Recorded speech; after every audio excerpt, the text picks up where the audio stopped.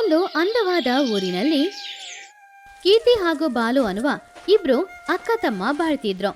ಒಂದಿನ ಅವರಿಬ್ರು ನಡ್ಕೊಂಡು ಹೋಗ್ತಿದ್ದಾಗ ಆ ಊರಿನಲ್ಲಿದ್ದ ಮುಖ್ಯಸ್ಥ ದುರ್ಗಾರಾವ್ ನೋಡಿ, ಏನ್ ಕೀರ್ತಿ ಬಾಲು, ಯಾವಾಗ ನೋಡಿದ್ರು ಸುಮ್ನೆ ಊರಲ್ಲಿ ಅಲ್ಲಲ್ಲಿ ತಿರುಗಾಡ್ತಾ ಇರ್ತೀರಾ? ಬೇರೆ ಕೆಲ್ಸ ಇಲ್ವಾ ನಿಮ್ಗೆ? ಯಾಕೆ ನೀವು ಮಕ್ಳು ಯಾರು ಸ್ಕೂಲಿಗೆ ಹೋಗೋದಿಲ್ಲ? ಓದ್ಕೊಳ್ಬೇಕು ಅನ್ನುವ ಆಸೆ ಇಲ್ವಾ ನಿಮ್ಗೆ? ನಿಮ್ ಕಾಲದಲ್ಲಿ ಸ್ಕೂಲಿಗೆ ಹೋದ್ರೆ ಟೀಚರ್ಸ್ ಏನ್ ಮಾಡ್ತಾರೆ? ಪಾಠ ಹೇಳಿಕೊಡ್ತಾರೆ ತಾನೇ. ಆದ್ರೆ ಇವಾಗ ನೀವು ಸ್ಕೂಲಿಗೆ ಹೋಗಿ ನೋಡಿ, ಟೀಚರ್ಸ್ ಎಲ್ರು ಫೋನ್ ಇಟ್ಕೊಂಡು ಕೂತ್ಕೊಂಡಿದ್ದಾರೆ. ಮಕ್ಳನ್ನ ಹಾಗೇನೆ ಬಿಟ್ಬಿಡ್ತಿದ್ದಾರೆ. ಇದಕ್ಕೆ ನಾವ್ ಯಾಕೆ ಸ್ಕೂಲಿಗೆ ಹೋಗ್ಬೇಕು? ಮನೇಲಿ ಇರ್ಬೋದಲ್ವಾ? ಏನೋ ಟೀಚರ್ಸ್ ಯಾರು ಪಾಠ ತೆಗಿತಾ ಇಲ್ವಾ? ಈ ವಿಷಯ ನನ್ ಕಿವಿಗೆ ಬರ್ಲೇ ಇಲ್ವಲ್ಲ. ಸರಿ, ಸ್ಕೂಲಿಗೆ ಹೋಗಿ ನೀವು ಹೇಳಿದ್ದು ನಿಜಾನ ಇಲ್ವಾ ಅಂತ ನೋಡ್ತೀನಿ. ಒಂದ್ ವೇಳೆ ನಿಜ ಆದ್ರೆ ಆವಾಗ ಇದೆ ಆ ಟೀಚರ್ಸ್ಗಳಿಗೆ. ಮೊದ್ಲು ಟೀಚರ್ಗಳನ್ನ ನೀವು ಸರಿ ಮಾಡಿ, ಆಮೇಲೆ ಮಕ್ಳೆಲ್ರು ಖಂಡಿತ ಸ್ಕೂಲಿಗೆ ಬರ್ತೀವಿ. ನಾನು ಅಕ್ಕ ಕೂಡ ನಾಳೆನೇ ಸ್ಕೂಲಿಗೆ ಬರ್ತೀವಿ. ಈ ಮಾತಲ್ಲೇ ಇರಿ, ನಾಳೆ ನೀವು ಸ್ಕೂಲಿಗೆ ಹೋಗಕ್ಕೆ ರೆಡಿ ಆಗ್ಬೇಕು. ಹಾಗಂತ ಹೇಳಿ ಮುಖ್ಯಸ್ಥರಾದ ದುರ್ಗಾರಾವ್ ತಕ್ಷಣ ಆ ಊರಿನಲ್ಲಿರುವ ಸ್ಕೂಲಿಗೆ ಹೋದ್ರು. ಅಲ್ಲಿ ಅಡಿಗೆ ಕೆಲಸ ಮಾಡುವ ಸತ್ಯಮ್ಮನನ್ನ ಸ್ವಲ್ಪ ದೂರ ಕರ್ಕೊಂಡು ಹೋಗಿ, ಸತ್ಯಮ್ಮ, ನಾನಿವಾಗ ಒಂದು ಪ್ರಶ್ನೆ ಕೇಳ್ತೀನಿ, ಯಾರಿಗೂ ಹೆದರದೆ ನಿಜ ಮಾತ್ರ ಹೇಳ್ಬೇಕು. ಅಯ್ಯವ್ರೆ, ನನಗೆ ಗೊತ್ತಿರುವ ವಿಷಯ ಅಂದ್ರೆ ಖಂಡಿತ ನಿಜ ಹೇಳ್ತೀನಿ, ಏನಂತ ಕೇಳಿ. ಹೌದು, ಈ ಸ್ಕೂಲಲ್ಲಿರುವ ಟೀಚರ್ಗಳು ಎಲ್ರು ಕೂಡ ಮಕ್ಕಳಿಗೆ ಸರಿಯಾಗಿ ಪಾಠ ತೆಗಿತಾ ಇದ್ದಾರಾ ಇಲ್ವಾ? ಅಯ್ಯೋ ದಣಿ, ಏನಂತ ಹೇಳೋದು, ಯಾರು ಮಕ್ಕಳಿಗೆ ಪಾಠನೇ ತೆಗಿಯೋದಿಲ್ಲ.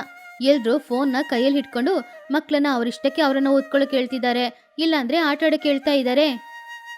ಓಹೋ, ಹಾಗಾದ್ರೆ ಮಕ್ಳಿಬ್ರು ಹೇಳಿದ್ದು ನಿಜಾನೇ ಅಂತ ಅರ್ಥ. ಸರಿ ಸರಿ, ಇವಾಗ ಈ ಟೀಚರ್ಗಳನ್ನ ಏನ್ ಮಾಡ್ತೀನಿ ಅಂತ ನೋಡು. ಹಾಗಂತ ಹೇಳಿ ದುರ್ಗಾರಾವ್ ಆ ಸ್ಕೂಲಿನಲ್ಲಿದ್ದ ಪ್ರಿನ್ಸಿಪಲ್ ಆದ ಮಮತಾ ಟೀಚರ್ ಹತ್ರ ಹೋಗಿ, ಏನ್ ಮೇಡಮ್ ಇದು, ಏನ್ ಮಾಡ್ತಾ ಇದ್ದೀರಾ? ಮಕ್ಕಳಿಗೆ ಪಾಠ ಹೇಳಿಕೊಡ್ಬೇಕಾಗಿರೋ ನೀವೇ ಮಕ್ಕಳನ್ನ ತಪ್ಪಾದ ದಾರಿಗೆ ಕರ್ಕೊಂಡು ಹೋಗ್ತಾ ಇದ್ದೀರಾ? ನಮ್ಮನ್ನ ಕ್ಷಮಿಸ್ಬಿಡಿ ಸರ್, ನಾವು ಬೇಕಂತ ಹಾಗೆ ಮಾಡಿಲ್ಲ. ಆದ್ರೆ ನಾವು ಮಾಡಿದ್ದು ತಪ್ಪೆ. ಇನ್ ಮುಂದೆ ಈ ರೀತಿ ಏನೋ ನಡೆದೇ ಇರುವ ಹಾಗೆ ನಾನ್ ನೋಡ್ಕೊಳ್ತೀನಿ. ಇನ್ನೊಂದ್ಸಲ ಈ ರೀತಿ ನಡೆದ್ರೆ ಆಮೇಲೆ ನಿಮ್ ಕೆಲ್ಸ ಹೋಗುತ್ತೆ, ನೀವೆಲ್ರೂ ಮನೆಗೆ ಹೋಗ್ಬೇಕಾಗುತ್ತೆ. ಹಾಗಂತ ಹೇಳಿ ದುರ್ಗಾರಾವ್ ಅಲ್ಲಿಂದ ಹೊರಟು ಹೋದ್ರು. ಅದನ್ನು ಕೇಳಿ ಟೀಚರ್ಗೆ ತುಂಬಾನೇ ಭಯ ಆಯ್ತು. ಮಕ್ಕಳಿಗೆ ಇವತ್ತಿಂದ ಸರಿಯಾಗಿ ಪಾಠ ಹೇಳಿಕೊಡ್ಬೇಕು ಅಂತ ಅನ್ಕೊಂಡ್ರು.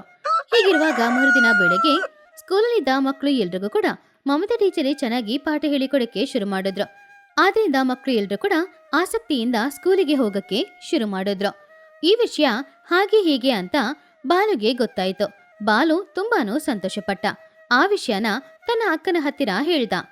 ಅಕ್ಕ, ನಿನಗ್ ಗೊತ್ತಾ, ನಮ್ಮೂರಿನ ಮುಖ್ಯಸ್ಥರು ಹೇಳಿದ ವಿಷಯನ ಹಾಗೇನೆ ಮಾಡಿದ್ದಾರೆ. ಪ್ರಿನ್ಸಿಪಲ್ನ ಲೆಫ್ಟು ರೈಟು ಅಂತ ಬೈದ್ರಂತೆ.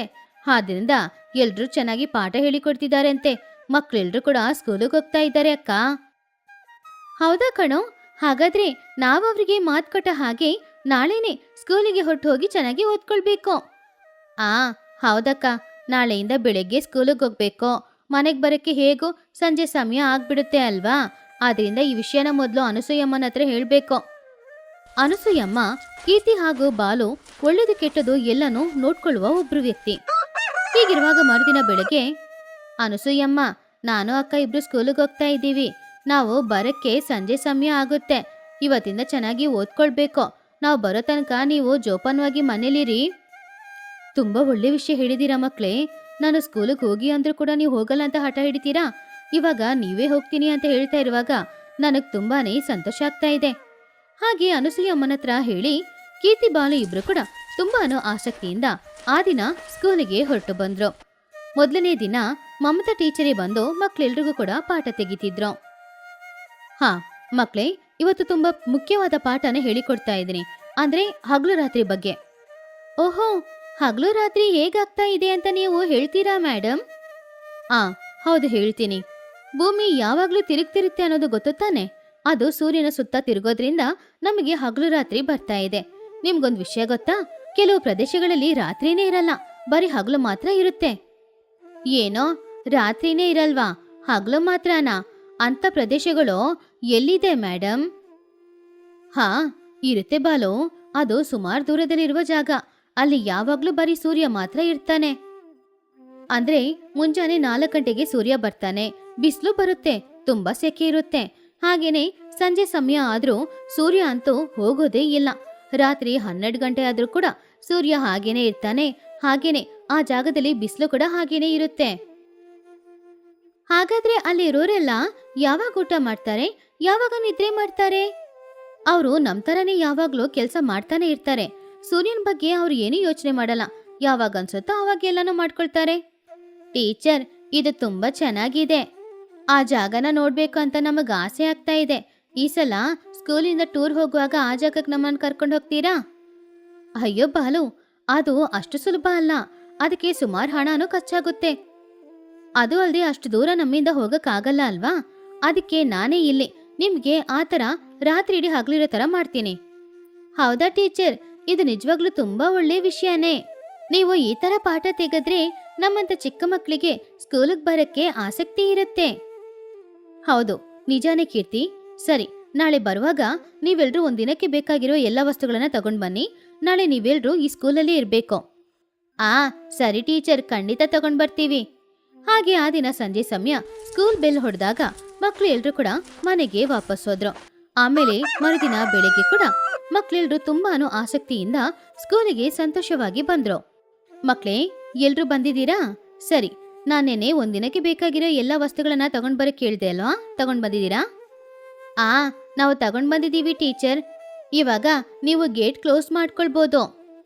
ಸರಿ, ಹಾಗಾದ್ರೆ ನಾನು ಸತ್ಯಮ್ಮನ ಹತ್ರ ಹೋಗಿ ಗೇಟ್ ಕ್ಲೋಸ್ ಮಾಡಕ್ ಹೇಳ್ತೀನಿ. ಹಾಗಂತ ಪ್ರಿನ್ಸಿಪಲ್ ಸತ್ಯಮ್ಮನ ಹತ್ರ ಹೊರಗಡೆಯಿಂದ ಯಾರು ಒಳಗಡೆ ಬರಬಾರ್ದು, ಒಳಗಡೆಯಿಂದ ಯಾರು ಹೊರಗಡೆ ಹೋಗ್ಬಾರ್ದು ಅಂತ ಹೇಳಿ ಗೇಟನ್ನ ಲಾಕ್ ಮಾಡಿದ್ರು. ರಾತ್ರಿ ಸಮಯದಲ್ಲೂ ಕೂಡ ಹಗ್ಲಾಗಿರುತ್ತೆ ಅಂತ ಹೇಳಿದ್ರಿ, ಆದ್ರೆ ಇಲ್ಲಿ ಎಲ್ಲಾನು ನಾರ್ಮಲ್ ಆಗಿನೇ ಇದೆ. ಇನ್ನು ಸ್ವಲ್ಪತ್ತಲ್ಲಿ ರಾತ್ರಿ ಆಗುತ್ತೆ ಅಲ್ವಾ?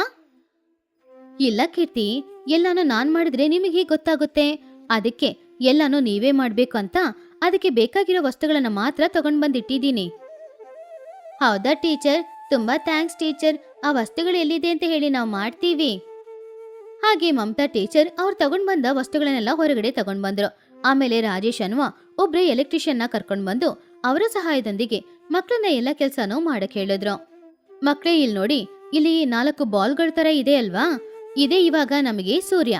ಇದನ್ನ ಸ್ಕೂಲಲ್ಲಿ 4 ಕಡೆನೂ ಇಡ್ತೀನಿ. ಆಮೇಲೆ ಲೈಟ್ ಆನ್ ಮಾಡ್ತೀನಿ. ಆವಾಗ ಲೈಟ್ ಪ್ರಕಾಶವಾಗಿರುತ್ತೆ ಅಲ್ವಾ? ರಾತ್ರಿ ಕೂಡ ನಿಮಗೆ ಹಗಲು ತರ ಕಾಣಿಸುತ್ತೆ. ಓಹೋ, ಅಂದ್ರೆ ಕರೆಂಟ್ ಸಹಾಯದಿಂದ ನೀವು ರಾತ್ರಿನ ಹಗಲು ಮಾಡ್ತೀರಾ? ಹೌದೌದು. ಬನ್ನಿ, ಎಲ್ಲರೂ ನನಗೆ ಸಹಾಯ ಮಾಡಿ ಬೇಗ ಎಲ್ಲ ಕೆಲಸನ ಮುಗಿಸ್ಬಿಡೋಣ. ಹಾಗೆ ಮಕ್ಕಳು ಸಹಾಯದೊಂದಿಗೆ ರಾಜೇಶ್ ಆ ಲೈಟ್ಗಳನ್ನೆಲ್ಲ ಸ್ಕೂಲಲ್ಲಿ 4 ದಿಕ್ಕಿನಲ್ಲಿ ಇಟ್ಟ. ಮೇಡಮ್, ನೀವು ಹೇಳಿದಾಗೆ 4 ದಿಕ್ಕಿನಲ್ಲಿ ಲೈಟ್ ಎಲ್ಲಾನು ಸೆಟಪ್ ಮಾಡಿ ಆಯ್ತು. ಸಂಜೆ 6 ಗಂಟೆಗೆ ನಾನು ಸ್ವಿಚ್ ಆನ್ ಮಾಡ್ತೀನಿ. ಓಕೆ ರಾಜೇಶ್, ಮಕ್ಕಳಿಗೆ ಒಂದು ಹೊಸ ಅನುಭವನ ಕೊಡ್ಬೇಕು. ನೀವು ಇಲ್ಲೇ ಇದ್ದು ರಾತ್ರಿನ ಹಗಲು ಮಾಡುವ ಕೆಲಸನ ನೋಡ್ಕೊಳ್ಬೇಕು. ಇದ್ರಲ್ಲಿ ಏನಿದೆ ಮೇಡಮ್, ನಾನಿದ್ದೀನಿ ಅಲ್ವಾ? ನಾನೆಲ್ಲಾನು ಸರಿಯಾಗಿ ಮಾಡ್ತೀನಿ. ಹಾಗೆ ರಾಜೇಶ್ ಸಂಜೆ 6 ಗಂಟೆಗೆ ಆ 4 ಲೈಟ್ಗಳನ್ನ ಆನ್ ಮಾಡ್ದ. ಅದು ತುಂಬಾನೇ ಬೆಳಕಿರೋದ್ರಿಂದ ರಾತ್ರಿ ಸಮಯ ಕೂಡ ಹಗಲು ತರ ಕಾಣಿಸ್ತಿತ್ತು. ಟೀಚರ್, ಇವಾಗ್ಲೇ ರಾತ್ರಿ ತುಂಬಾ ಸಮಯ ಆಯ್ತು. ಆದ್ರೆ ಮಕ್ಳೆಲ್ರೂ ಹೊರಗಡೆ ಆಟ ಆಡ್ತಾ ಇದ್ದಾರೆ.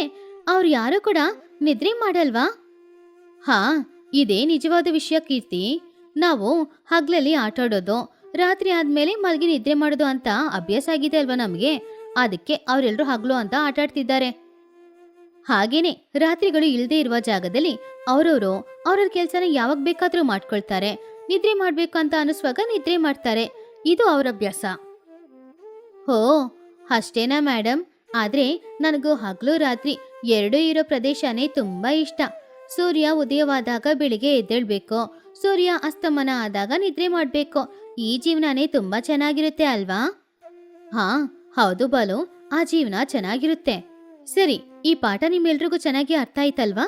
ನಾನು ರಾಜೇಶ್ ಹತ್ರ ಹೇಳಿ ಲೈಟ್ ಎಲ್ಲ ತೆಗೆ ಕೇಳ್ತೀನಿ. ಹಾಗೆ ಮರುದಿನ ಬೆಳಗ್ಗೆ ರಾಜೇಶ್ ಆ ಲೈಟ್ಗಳನ್ನೆಲ್ಲ ತೆಗ್ದ. ಟೀಚರ್ ಅವನಿಗೆ ಧನ್ಯವಾದನು ಹೇಳಿದ್ರು. ಈ ವಿಷಯ ಎಲ್ಲ ಕೇಳಿ ದುರ್ಗಾರಾವ್ ಸ್ಕೂಲಿಗೆ ಬಂದ್ರು. ಟೀಚರ್ಸ್ ಮಕ್ಕಳಿಗೆ ಚೆನ್ನಾಗಿ ಪಾಠ ಹೇಳಿಕೊಡೋದನ್ನ ನೋಡಿ ಅವ್ರಿಗೆ ಧನ್ಯವಾದ ತಿಳಿಸಿದ್ರು.